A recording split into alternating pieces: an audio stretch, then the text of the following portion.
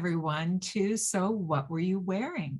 I'm your host, Heidi Townsend, and today we have a very special guest who's dedicated her time to be with us and to share her personal story about how she met the love of her life.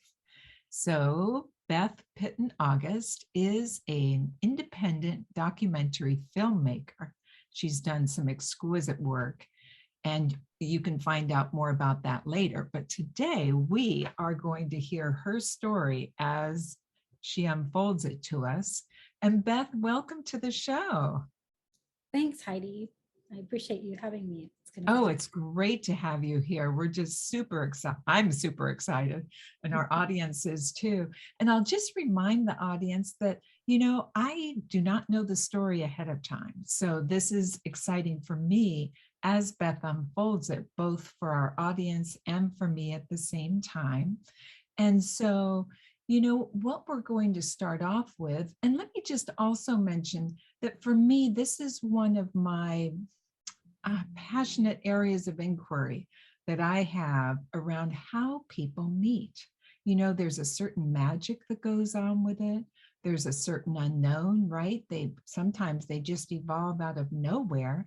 And so I am endlessly fascinated by this topic, which is why I'm hosting this show. So Beth, it's great to have you here. And where we'll start is to give myself and our viewers an idea of what's going on in your life.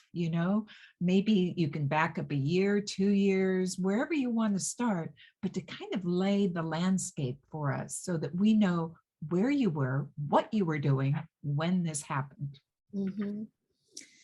Sure. Well, I was living in Chicago, and I had been living there since college. I was in graduate school. As a matter of fact, I was working on my master's thesis. And I was working at the university. I got my master's degree at DePaul University in Chicago, and I was working super. at what was your master's thesis in? It was in the influence of second wave feminist artists on current contemporary women artists.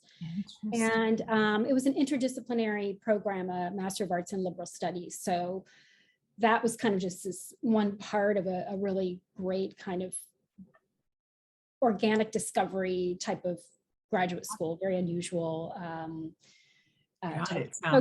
But yeah, so I was doing that, and I was actually a little bit stuck. I had been working on my thesis for a while, and I was working at the bookstore to keep things rolling and keep stimulated, right? Because exactly. You have to, right? Keep the juices flowing is kind of what I'm hearing. Yeah, and it was great to be part of that, that community on campus. But I was feeling a little bit, I would say, just ready for what was next, because I was again kind of ambitiously working on this degree that I thought would launch me to the next phase of my life. I had done a lot of retail and client services. I'd worked in the film industry in a post situation. Sure. Did film to tape transfer and video standards conversion back in the day, and worked with one of my clients was this incredible women's film organization called Women Make Movies. And I was always kind of like, I want to do that someday. And so I had, anyway, so I was that's important. A new lease on life and my career, and was not looking for anyone, wasn't looking for a date or such. I was actually in a relationship and had been for a while. It wasn't a particularly happy relationship in a sense. We were more like roommates, and I really loved and cared for him. So I can go into a little bit more about and I think oftentimes we are in that place, right? The place of being in a relationship that's, it's the right now relationship that's happening now. And it is, it is what it is. And we carry on with our master's thesis and with everything else that's going on in our life, right? Yeah, so I was enjoying life in Chicago. I had a lot of girlfriends that I spent a lot of time with, and yeah, so I was living life in Chicago and doing my thing. And then surprise, I So what happened? Okay, so take me to the day, okay? And sure. granted, you've got, let's just imagine what's swirling around you as this is evolving. You've got your master's thesis, you're feeling a little stuck, but you're keeping on going, knowing your vision, and you have a relationship, you have lots of girlfriends, life is great in Chicago. Yeah, And yeah. so yeah, it just So sounds like a very, so what happened was another one of my really dear friends who'd moved away from Chicago to LA to pursue her dreams in film and television, was back in town visiting. And she and I spent the day together, just had a great time, running around the city, had lunch. I think we did some shopping. And then I had actually anticipated spending the evening with her. But of course, she ended up meeting up with an old boyfriend while she was in town. So she went to go see, her former boyfriend. And so I ended up spending the evening with another girlfriend of mine. And we were hanging out at her house, drinking wine and chatting. And she said, well, I have tickets to a new club that just opened up. And there's these great DJs spinning, and let's go do that. And I was like, yeah, why not? Let's go. yeah. So Why not? Let's go. Yeah. Okay, let's remember that. Why not? Let's go. Okay. And it was a great, happening kind of hopping place. It was crowded. It was it's called Karma. I don't know if it still exists, but I just loved it. That was the name of the place. The other thing too is that it was full of gay guys. It was, one of those scenes in Chicago where, pretty much all gay guys, which is fun. It was, the music's going to be good. You're going to have a blast. You're going to make friends on the dance floor. It's, it's going to be fun. And so it was, like I said, it was crowded. There was really nowhere to stand. There was nowhere to sit, except we noticed actually one guy sitting alone at a booth that could easily fit 4.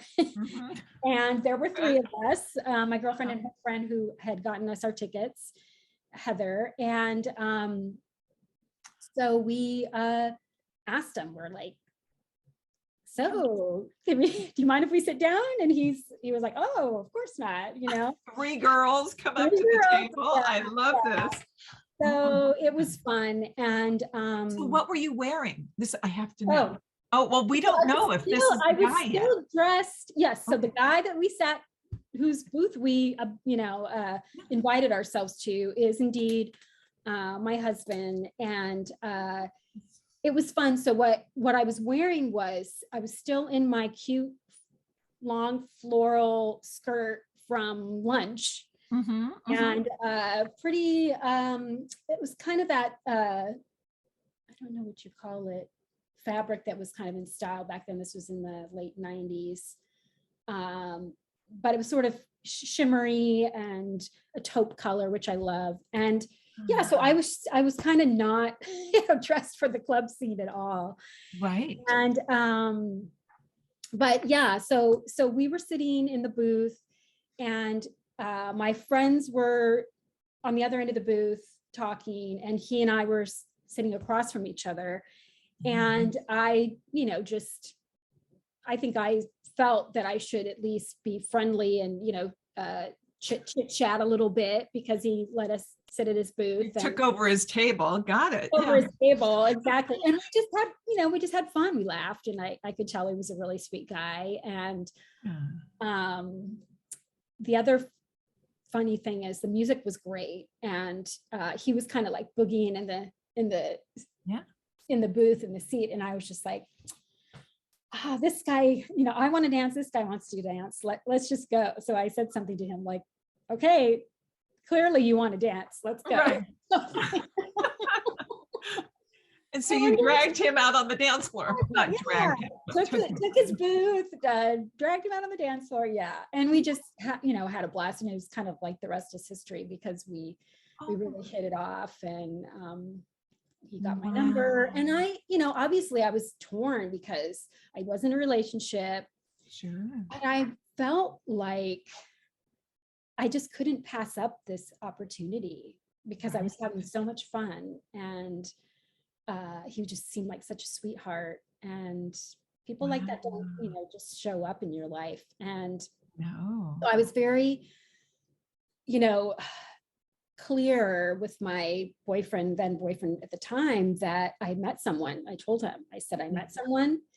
Yeah. I'm going to see him again, and Mhm. we have to change the parameters of our relationship.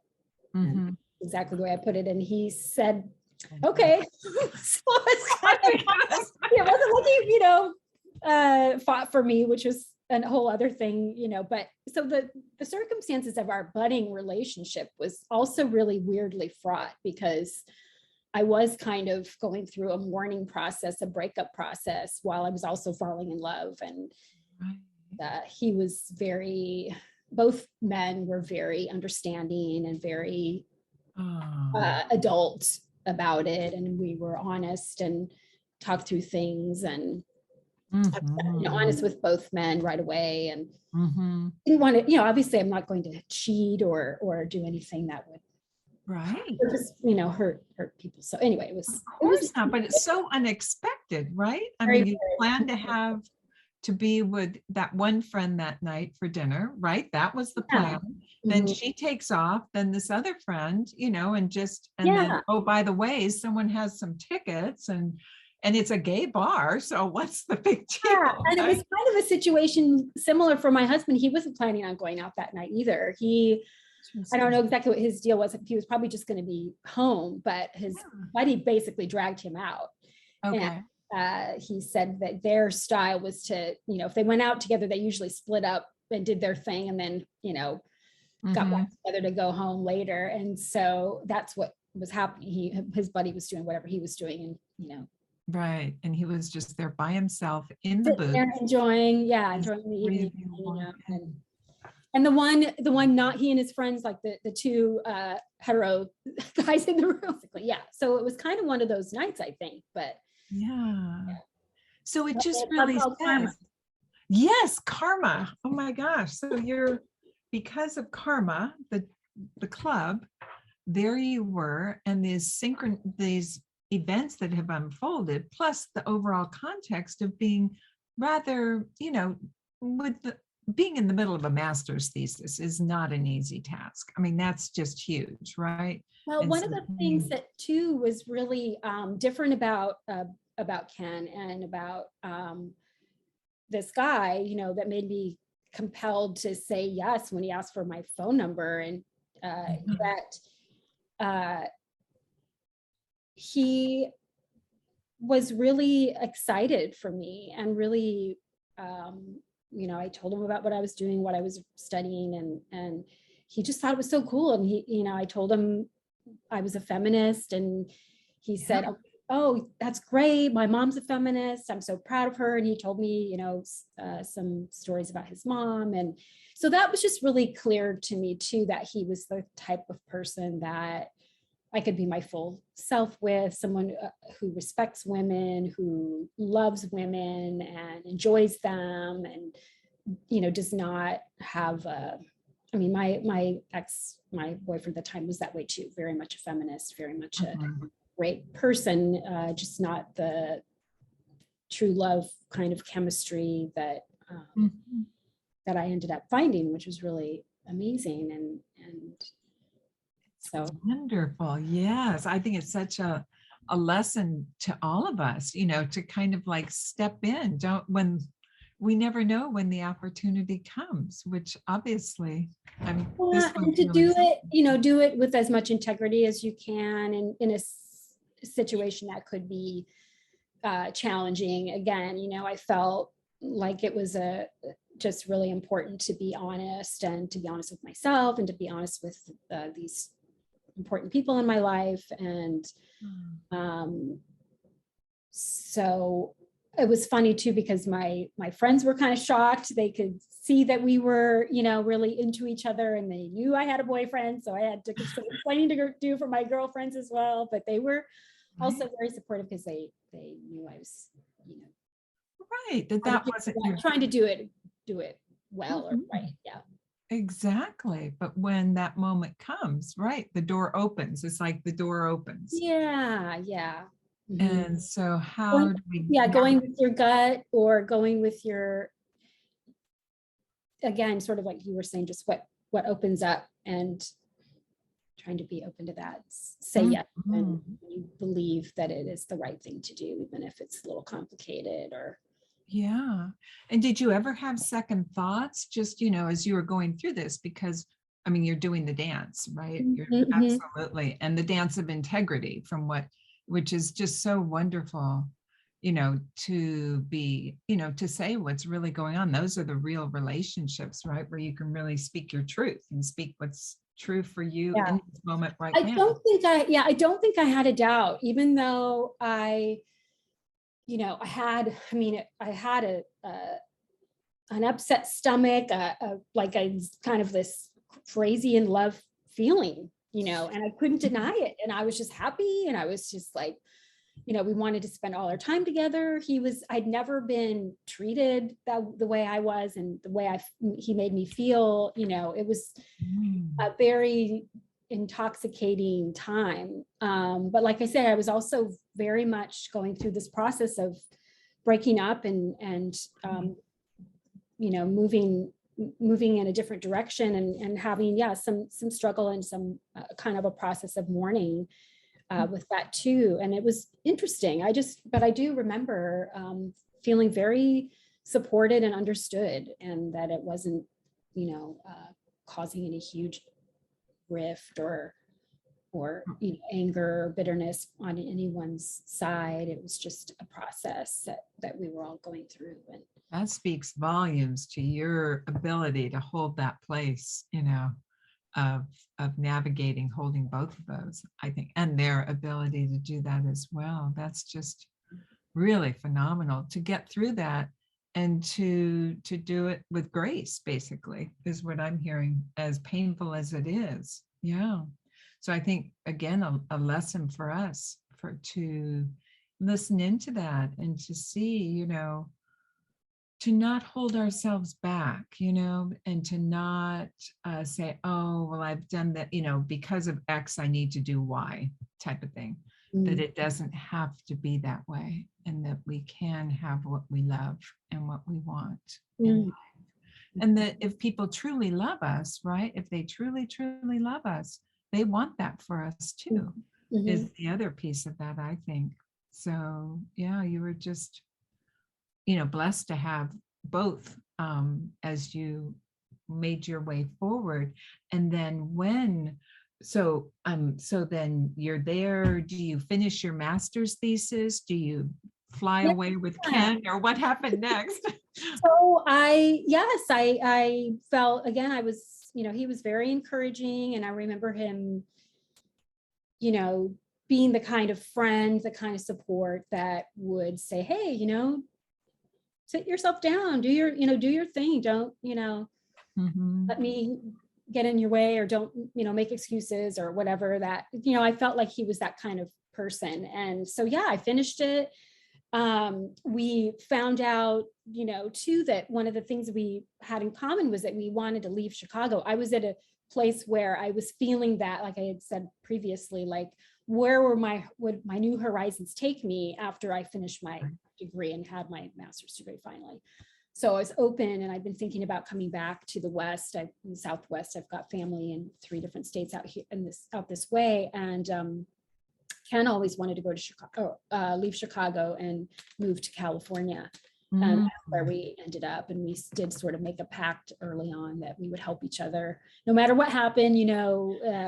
Once we got here, we'd at least help each other get out here and see. But of course, we were very, lucky too. My mom, let us live with her for some time. And but the day that I handed in my master's thesis was the day that we drove the U-Haul, took our leave of Chicago. And made our way out here. So That's it's huge, Beth. times, really crazy times, but it was really fun. It was a culmination of a couple of goals, personal goals, and a collective kind of plan that we hatched together and helped happen. And we've been very blessed and lucky since we moved here. We've enjoyed it. That is fascinating. Yeah, to think of you, I'm seeing you in my mind's eye, just literally handing it in physically. Oh my gosh, it was insane too. Yeah, it was an insane day. All kinds of weird technology. I had started it on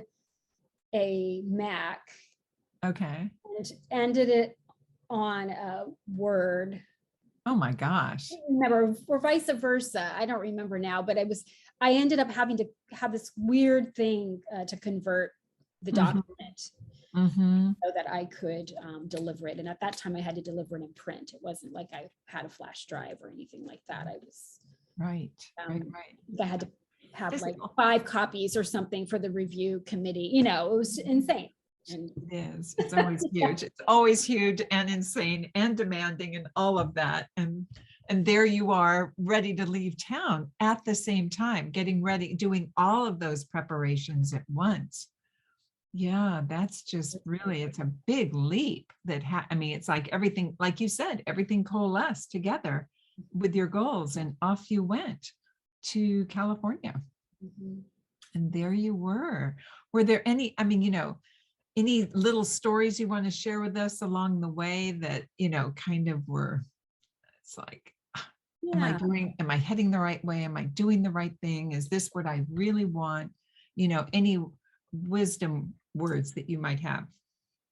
Yeah, like I said, there really was no turning back. I felt like, and I even had moments, certainly when I was driving out, because he lived in the suburbs and I lived in the city, and I'd go out to spend time with him out there. And so I'd have a lot of time. He gave me cassettes of music that I loved listening to, new bands and such that I wasn't familiar with, and came to really kind of characterize those drives. And I remember having some moments of truth with myself, like, okay, this is is very different than my previous boyfriend, very much very athletic, very kind of a guy's guy, kind of someone that, he mountain bikes, he's into motorcycles. And that was actually one of the fun things too. Our first official date, we went to a restaurant, a club or a bar with a restaurant called the Twisted Spoke.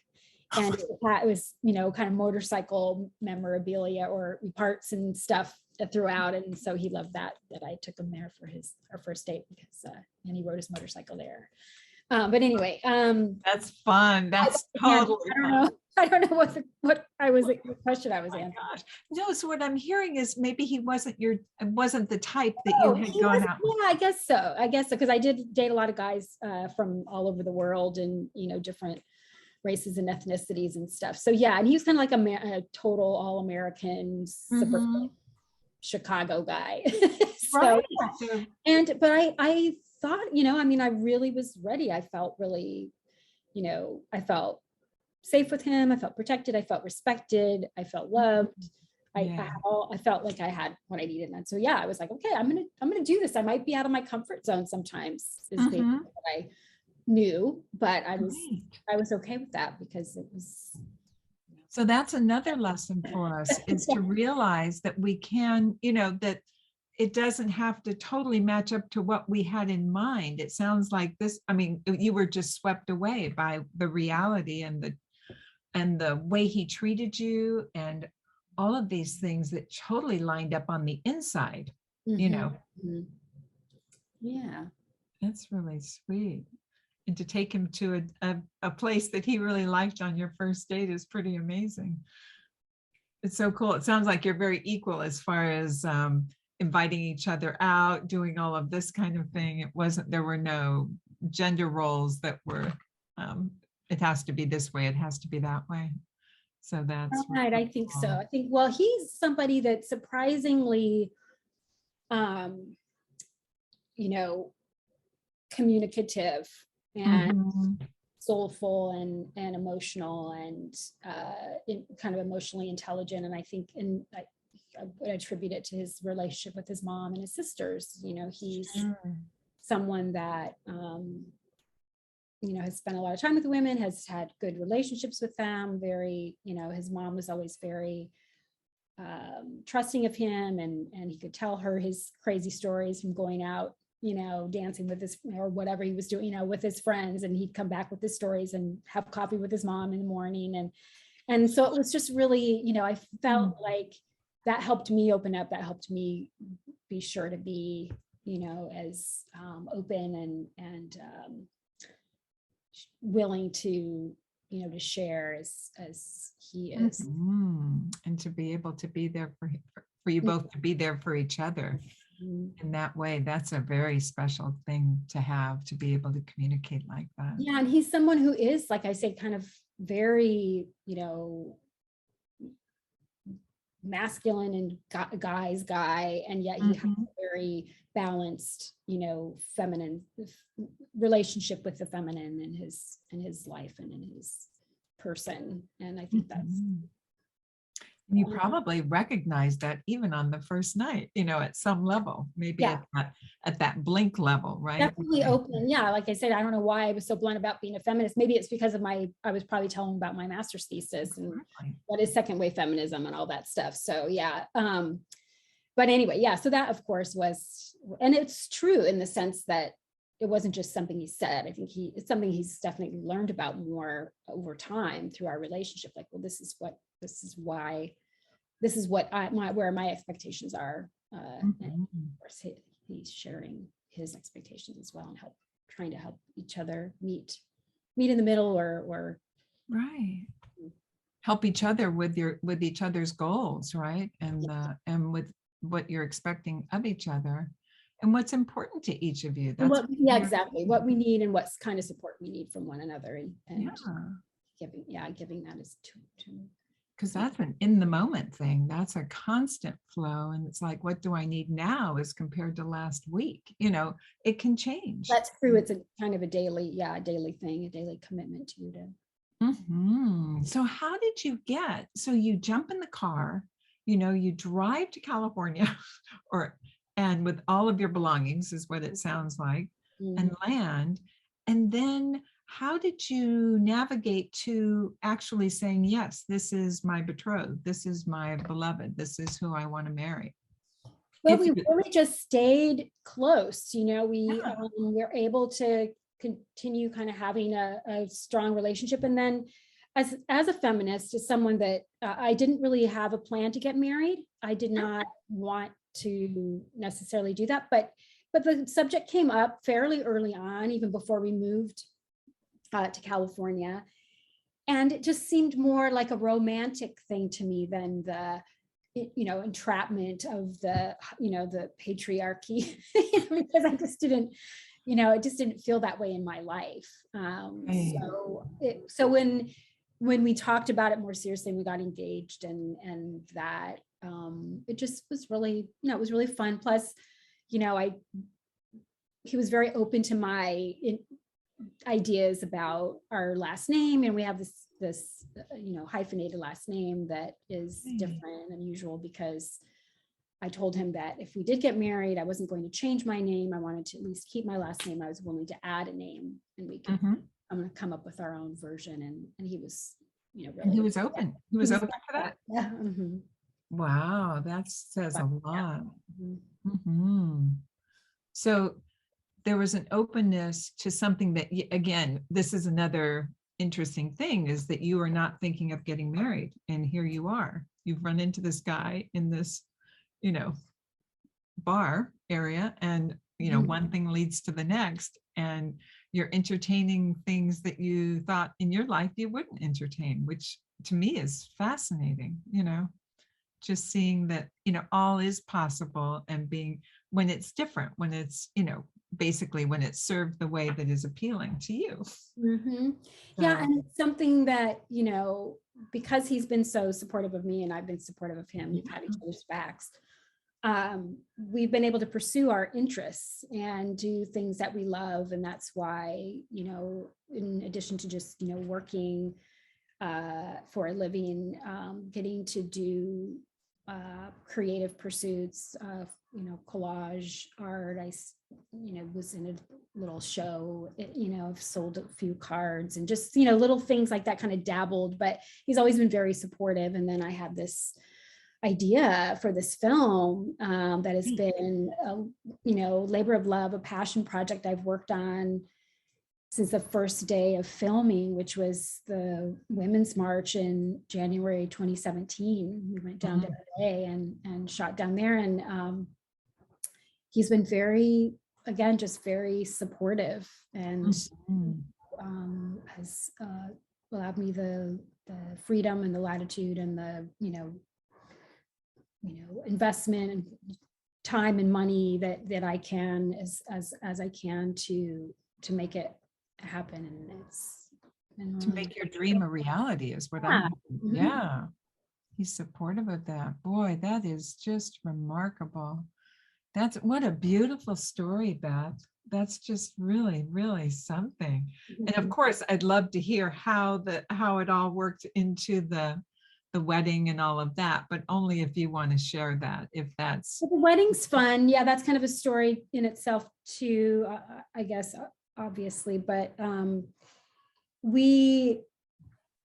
of the things that he actually had, one of the places he had his eye on when he wanted to move to California was like Placerville or Tahoe area. So when we got married, we decided to get married in Tahoe.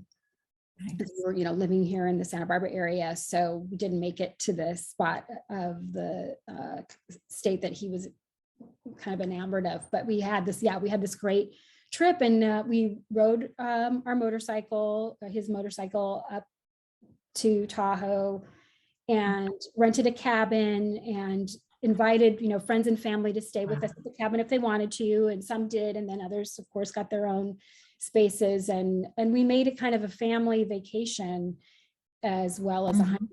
And you know, people stuck around for, you know, a few days after the wedding, and it was just really fun. We got married in our motorcycle leathers. We both found these amazing vintage in Pismo Beach. This leather shop had these amazing vintage leather pants, and my pants were one of my favorite colors, like this sunflower gold with black racing stripes, and wow. Anyway, kind of crazy, but we rode up we had people convene at the cabin, and then we all rode up to this overlook at Emerald Bay, and everybody followed us up there. We had our pastor met us there. I just sort of found him online, and the cute thing too is he was driving this, I don't remember now, some kind of red hot rod car, and his vanity plate said "Rev Up." So we thought that was perfect for us with our motorcycle wedding. So yeah, so then we all kind of piled out and stood in a circle, and again overlooking Emerald Bay, and it was beautiful. And then we had the reception at back at the cabin and hung out outside and inside, and just, you know, just enjoyed. That's beautiful. And then to wrap it all in with a family vacation makes it lovely, because that way family's there, you continue the celebration really over the days. And certainly, you know, I had long grown out of the, you know, the fantasy of the white wedding dress and all of that. Like I said, I wasn't really interested in that. So it was fun, because Ken likes to joke that he said, "Oh, if we're going to get married, we have to do it on the motorcycle." And I'm like, I don't really remember it that way, but we come to a plan together, and it was really fun to do it like that. Yeah, and your leathers, those pictures are pretty special. That is fantastic. But it's a real signature of the two of you, you know, of what your, you know, wedding is like, and you're being he's always ridden Japanese motorcycles. He had a Honda CB750 when we first moved here, and then I don't remember what we had when we rode up there. He's had a bunch, but yeah, it was fun, especially when we were younger, and oh, just the life lessons that I learned on the back of that motorcycle too, just to relax, and just say, my job is to enjoy myself right now and to be just all into this moment of, smelling what I smell as we, go down the road, and the feeling of the air and how it changes, over time, location, and yeah, so. That's super special. Yeah, that it would be. I can just imagine like going through the canyons, how that would smell as compared to. And of course, I had never ridden a motorcycle or behind a motorcycle before I met him. Oh my goodness. Somebody that is, pretty risk averse on a lot of Oh my goodness.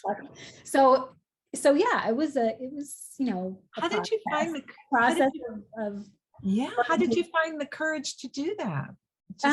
Well, again, when you're in love and you're, having fun with this great guy, you're, willing to do stuff. So that was part of it. But then here in California, I mean, that was one of the reasons he wanted to be here, was there's all these great roads and all this stuff. And so I just had to learn to trust him, and to be, to be in it for the fun, and to not be like this stress ball when we got off the motorcycle. That wasn't the point.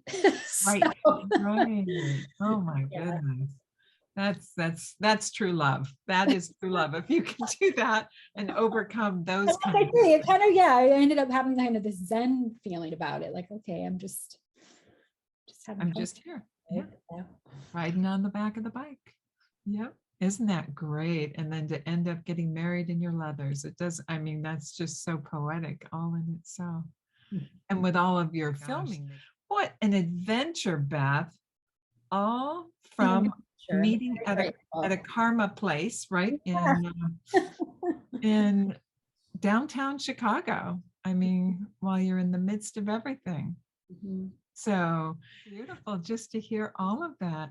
And so as our viewers watch this, what would be the life lessons that you think are important for them?